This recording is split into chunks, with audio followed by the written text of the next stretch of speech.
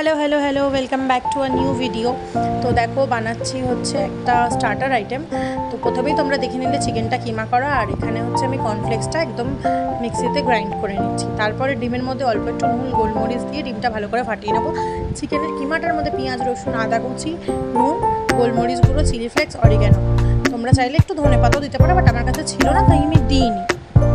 তো ভালো করে এটা মাখতে হবে। ভালো করে মাখা হয়ে যাওয়ার পর সেই চিকেনটাকে আলাদা করে রেখে আমরা চিজ কিউব করবো। চিজ কিউব থেকে চিজটা ছোটো ছোটো পিস পিস করে কেটে নেবো। দেন আমরা ওই চিকেনের পুরটা গোল গোল করে ওর মধ্যে চিজ ঢোকাবো, তার মধ্যে ডিমের কোটিং করে আর একটা যেটা কর্নফ্লেক্সের গুঁড়ো করে রাখা হয়েছিল সেটাই কোটিং করে থালাতে আলাদা আলাদা সাজিয়ে রাখবো। সাজিয়ে রাখার পর আমরা কিছুক্ষণ ওটা ফ্রিজে রাখবো যাতে একটু সেট হয়। সেটা খুব বেশি সময় রাখার দরকার নেই, তোমরা 10 মিনিটও রাখতে পারো, কারণ হাতে যদি বেশি সময় না থাকে অত সময় দিয়ে তো রান্না করা যাবে না। সন্ধ্যেবেলা চটজলদি খিদে পেয়ে গেলে তোমরা এই স্ন্যাকটা বানিয়ে খেতে পারো। তো আমিও 10 মিনিটে রেখেছিলাম ফ্রিজে জাস্ট।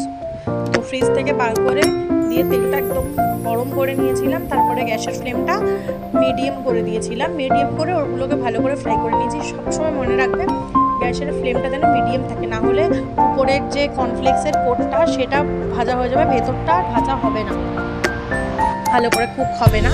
তো ওইভাবেই আমি চিজ বল বানিয়েছি, চিকেন চিজ বল। তোমাদের যদি ভালো লেগে থাকে অবশ্যই ট্রাই করে তোমরা দেখো, আর লাইক কমেন্ট শেয়ার করো, আর ইউটিউবটা সাবস্ক্রাইব করে দাও এরকমই ভিডিও দেখার জন্য। জাস্ট তোমরা যখন ভাজা হয়ে